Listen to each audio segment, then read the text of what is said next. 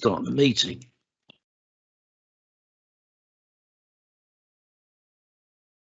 Thank you very much. Okay, councillors, welcome. Okay, on with tonight's agenda then. Item 1, apologies. We've not got any apologies. 2, declarations of interest. Are there any declarations of interest?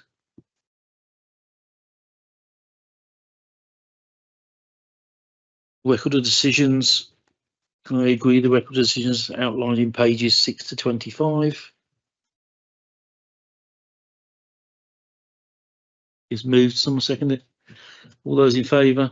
Thank you very much.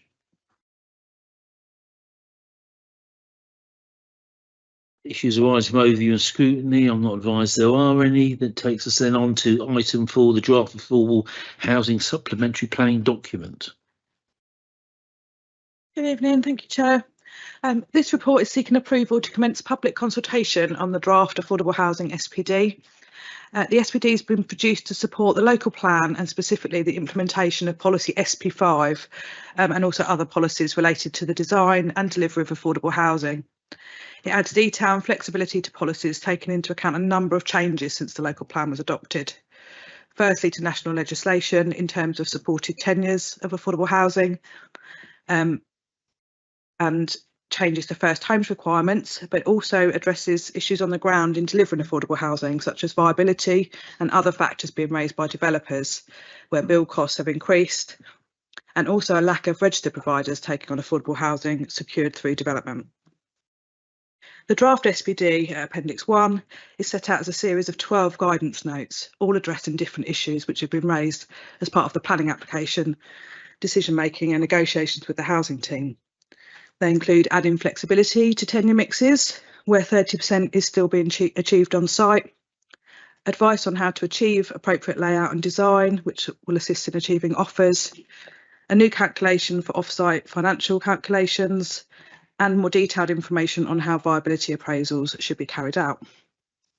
Overall, the aim of the SPD is to assist applicants in applying local plan policies alongside other material considerations, with added flexibility and advice, and to ensure a consistent approach in decision making, which will speed up the planning application process and lead to faster delivery of affordable homes.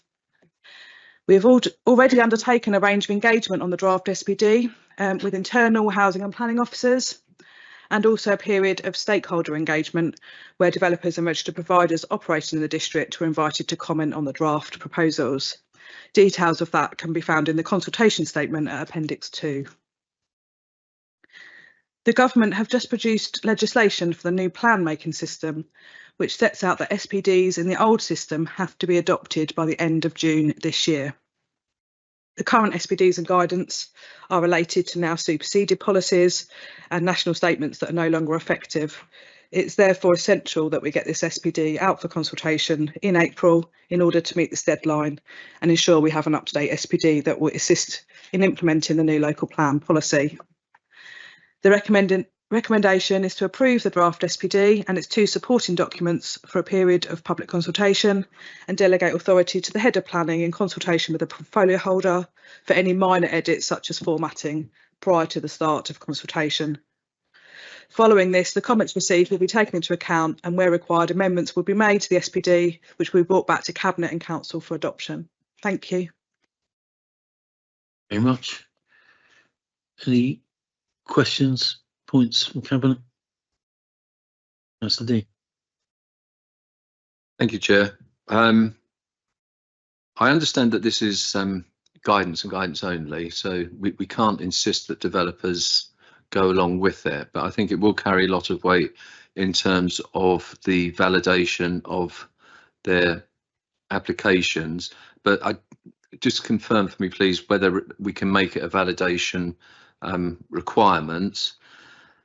Something that came very strongly to me in the report when I was just thinking about viability is when a developer comes through with a viability issue, of all the things in the section 106, is it the affordable homes that go first, or do any of the contributions, usually to KCC for all the other bits and pieces, do they get reduced by any margin in order to save the affordable houses? And in Appendix 3, the stakeholders that were consulted, I didn't see that any RPs have responded. Did they actually get asked for their opinions? Thanks.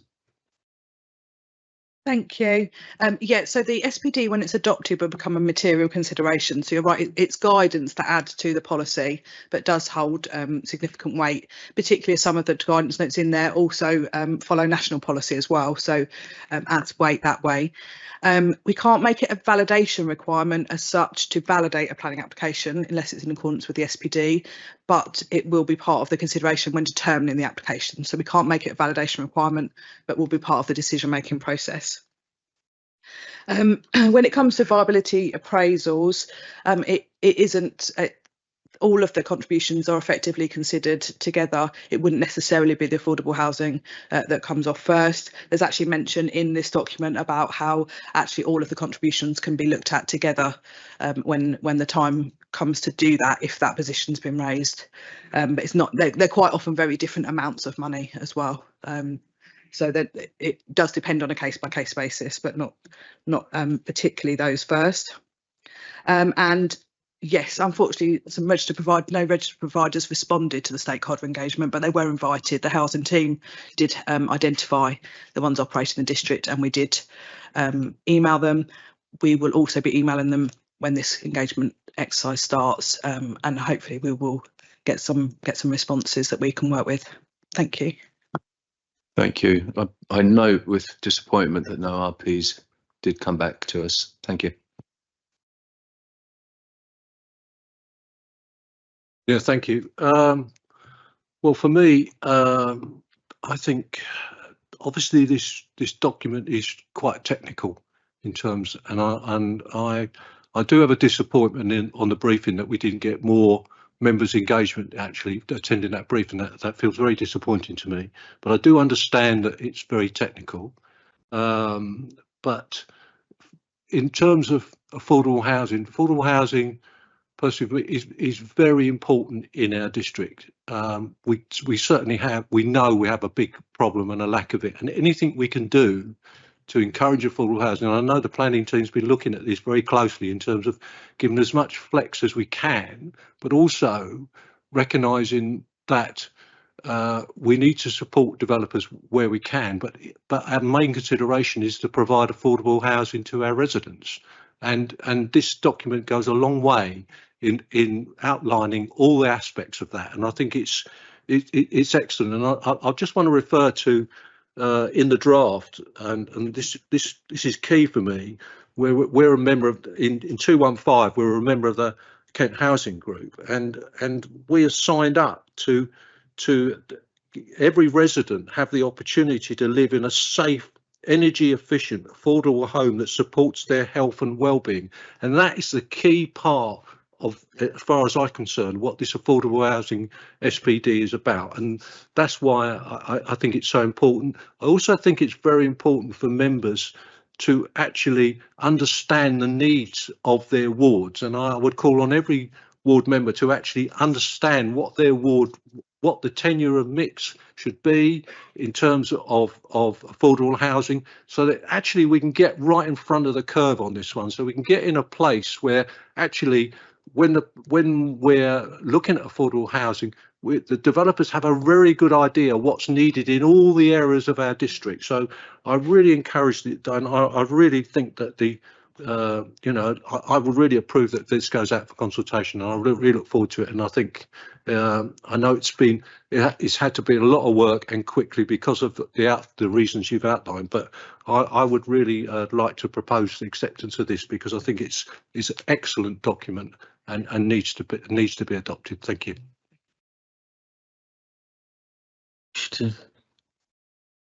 No one else wish to comment? Okay, it's been moved and seconded. All those in favour? Thank you very much. Takes us on then to agenda item 5, Partnership 1 Annual Business Report. Mark. Thank you, Chair. So brought the report today. So Partnership 1's a LATCO owned equally by Thanet, Canterbury and Dover councils. The councils are required to annually to approve the annual business plan. Effectively, the strategic plan that the board have agreed contains a vision. That vision details 6 enabling goals that the company needs to achieve, and the business plan each year highlights the activity against each of those 6 enabling goals. Happy to obviously take questions, but if I were to summarise the main change, this is our 2nd year of trading. In the 1st year, the focus not only was on maintaining our performance and making sure that we weren't a financial burden to the councils, but as it was our inaugural year, it was around building trust in the company as an entity and a service provider. As we move forward into year 2, obviously we still have to retain the focus on performance and financial resilience, but the focus starts to shift to goal 4, which is actually around being recognised for our service provision and being an exemplar to others.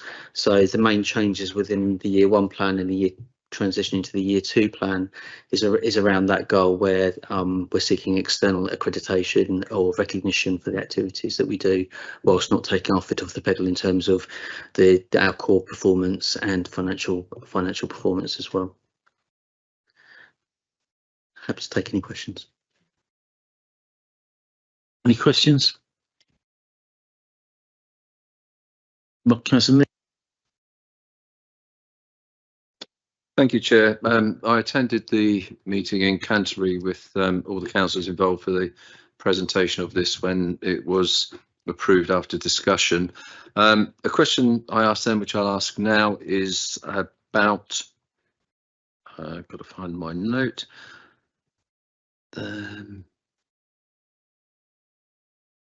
Added social value on page 170.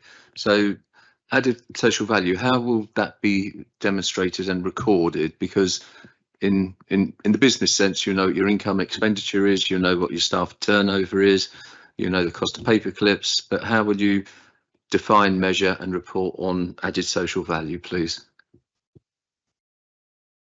Certainly. So in terms of what we're doing in that area, so one of the schemes that operates called Donate a Day, so all of our staff can effectively have up to 3 charity days a year to help in the local community.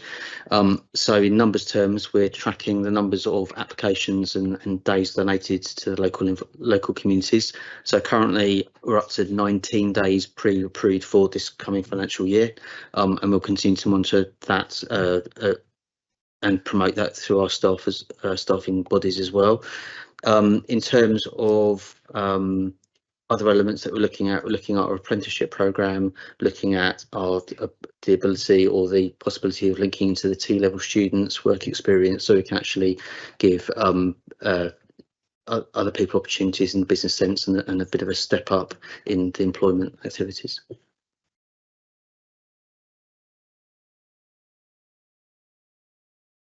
Thank you. Any other questions? Councillor Biggs. Yeah, I'm quite interested in your response to that question by my fellow councillor, because I think social value is becoming a really important area, and I think it would be very useful. Well, two things really. Very useful for you to quantify that in your documentation in terms of actually what you're doing and how you're going to progress that. But also look at where who you're looking at to see what your social value.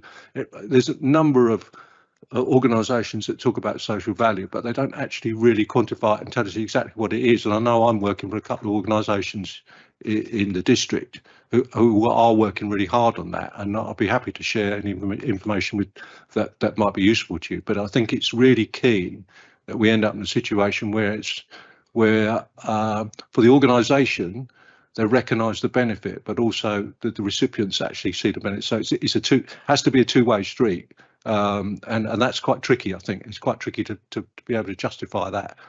So I think so I'll follow on from that.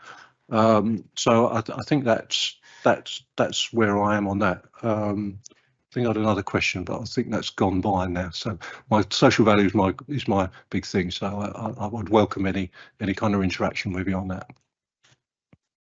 Thank you, and yeah, absolutely, it is a minefield, so I'm more than happy to work if you've got some good experience of how we can help with that, more than happy, even down to where we're planning outreach activities in the community where that might be of most benefit to give the most added value back. That's fine.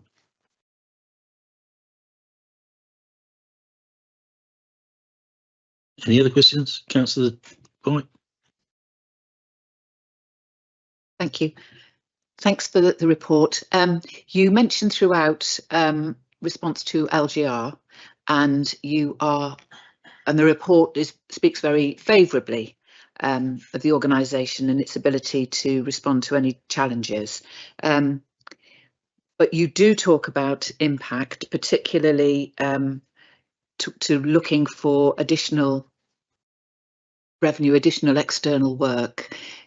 Are you really confident that you can rise to the challenge of LGR when we're not really sure how things are going to pan out? Do you feel as if you've got a good base and the skill set within the organisation to be as flexible as you possibly can? Thank you. The challenge with LGR is that until middle of next month or middle of July, when we find out, no one really knows where the landscape will lie. Where we are in preparing for that is basically making sure that we are at the top of our game in terms of our performance, our reputation, and I suppose my role as the chief exec is to position the company so that when decisions are made around the future of service delivery vehicles, once that landscape is known, that we're effectively metaphorically at that table as a potential service delivery vehicle. Ultimately, the leadership team is very stable. The staff base is very stable. We've got upwards of 12 years worth of experience of merging people, cultures, systems and processes, and we've proven very successful at that. There's one thing that we don't stand still. So in terms of adapting to change, we are responsive to change. I suppose at the moment we're trying to prep ourselves and be ready for everything on the off chance that something happens. Once we know what's going to happen, then we can actually start to really deploy. But I have got as much confidence, I suppose, as anyone in the room is able to have, given that it's still quite a fluid landscape. You sound as if you think of it as an opportunity, and you sound quite excited about the whole thing. Yes. I think that, so we're your LATCO, so we're your company, and we operate, I believe, very efficiently, so we will return surplus to the councils. Previous to that, we had 7 years of commercial outsourcing with an outsourced provider. Prior to that, we had 7 years of a shared service. All those things are around making us more efficient, making our processes, challenging ourselves at a personal level and a service level to deliver maximum efficiency and to the councils and best service to the public. So trying to find that sweet spot where everything works. And I look at LGR and think actually there are a lot of challenges coming down the line, but I believe that our skill set is highly complementary to that.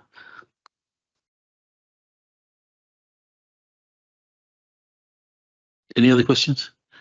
If I can just come back then on the LGR, the one thing that is certain, should LGR go through, is that Canterbury, Thanet and Dover will be together, because every correlation included that.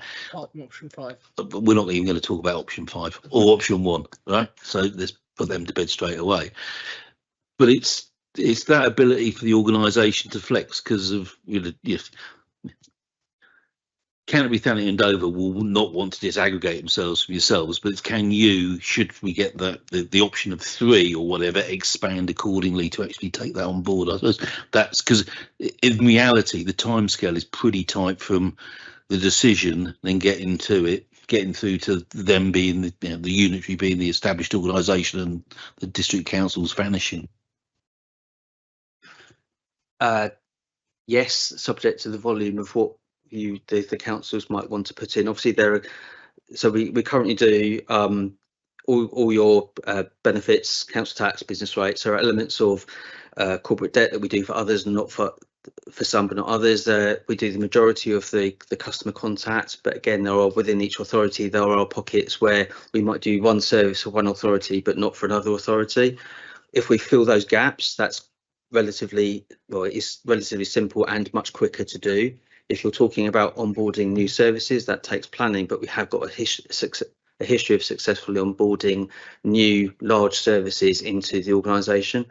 So we do have that skill set. Any other observations? Okay, someone prepared to move and second that then? It's gone through his Kent partnerships. So is that you moving? Councillor Nee seconded. All those in favour? Thank you very much. Takes us on to item 6, local air quality review and assessment. AJ. Good evening. I'm presenting a report today asking or recommending that we revoke our final air quality management area, which is in the location of Ladywell in Dover. So under the Environment Act, we have a requirement to introduce air quality management areas should certain pollutants breach national objectives. So the main pollutant in our district is nitrogen dioxide, which is a byproduct of the combustion engine, so driving cars in effect. Ladywell is unique because it has what I call the channel effect or channeling effect, where you've got the high buildings and you have the traffic lights, etc., and idling engines had in the past caused exceedances of that national objective of 40 micro cubic meters of that nitrogen dioxide. However, we have had some good news in that we've now got 5 years clear of no exceedances of that national objective, and the graph on page 2 of the report clearly identifies that. Technical guidance and national guidance and legislation suggests that we should, or requires rather than suggests, that we revoke an air quality management area when that occurs. So I therefore recommend that we revoke this final air quality management area in line with the guidance and legislation, etc., and look to revoke it, and that's effectively my report. So I'll now offer any questions. Councillor Cowan. Thank you, Chairman. I think this is a good news report, to be honest. It's great. It's our last area that we're looking at revoking. It has, as the graph shows you, had that 5 years of levels that are under what they're looking for. And of course, it's one of DEFRA's conditions, actually, that when you get 5 years of good measurement like this, you should be revoking it. Otherwise, DEFRA would be quite upset about us not doing so. Just the one question for me, I'm sure I've read it in the report, but I just want it confirming, is that my understanding is that although we'll go to revoke it this evening, and that's our last area, we will still continue to monitor not just that site, but all the sites that we've had revoked in the past as well. Is that correct? Yes, we will continue air quality monitoring. We monitor in areas where it's modelled that there is likely to be the highest levels of pollutants. So yes, regardless of us revoking this air quality management area and also our action plan as detailed in the report, we will continue to monitor, and we will work on producing a new air quality strategy to cover air quality across the whole district and maintaining and improving that standard.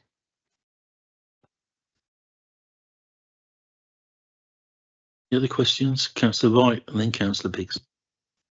Is it right that the guidance is actually 3 years, but it was extended to 5 years because of unusual circumstances? Yes, so the DEFRA guidance does take 3 years. However, there are other factors that needed to be taken into account in regards to Dover, particularly the impact on road use from COVID-19 and Brexit as well. It was advised from our consultants, Bureau Veritas, to consider doing those extra 2 years in line with the guidance as well. So yeah, we've got better air quality than we've had in a long time, Councillor. Yeah.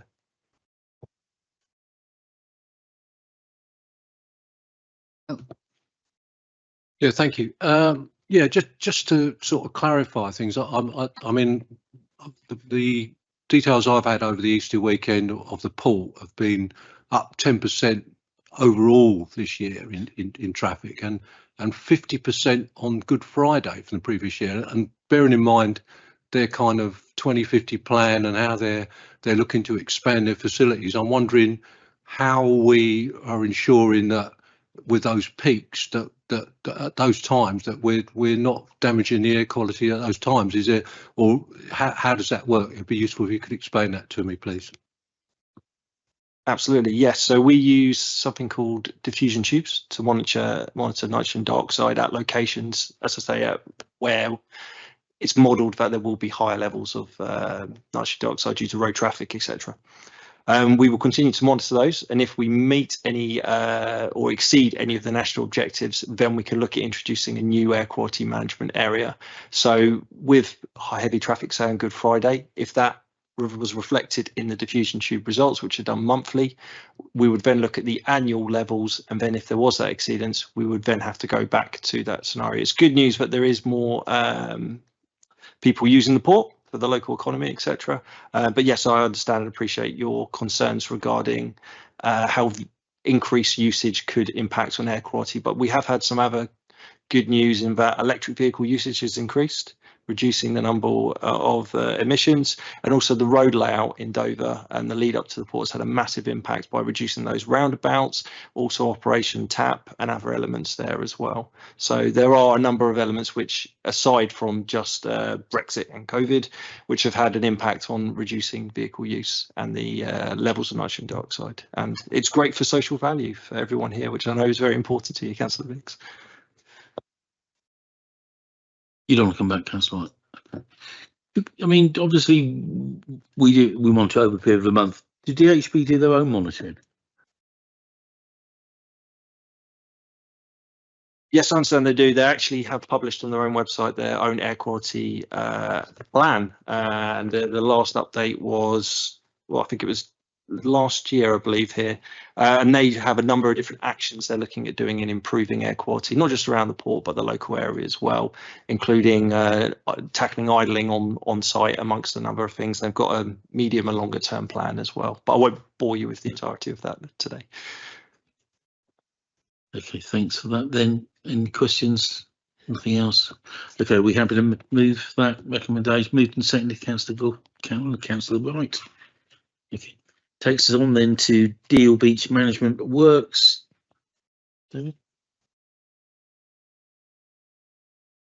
Well, mate, I'm not too sure I like this democracy lark, but crack on.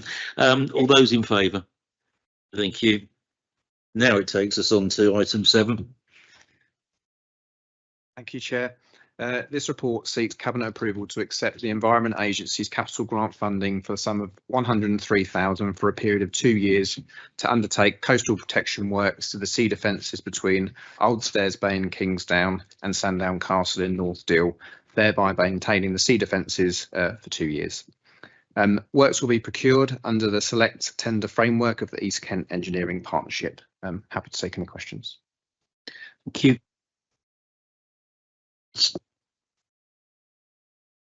Thank you, Chair.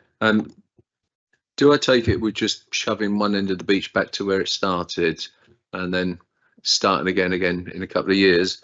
But more seriously, are these works fully funded, or is there any hidden cost to us within it? So essentially, yes, we are moving one part of the beach back to where it was, and it is fully funded as well. Any more? Okay, it's been moved, it's seconded. All those in favour? Thank you very much. We now obviously want to go into the pink. Is everyone happy to go into the pink? All those in favour?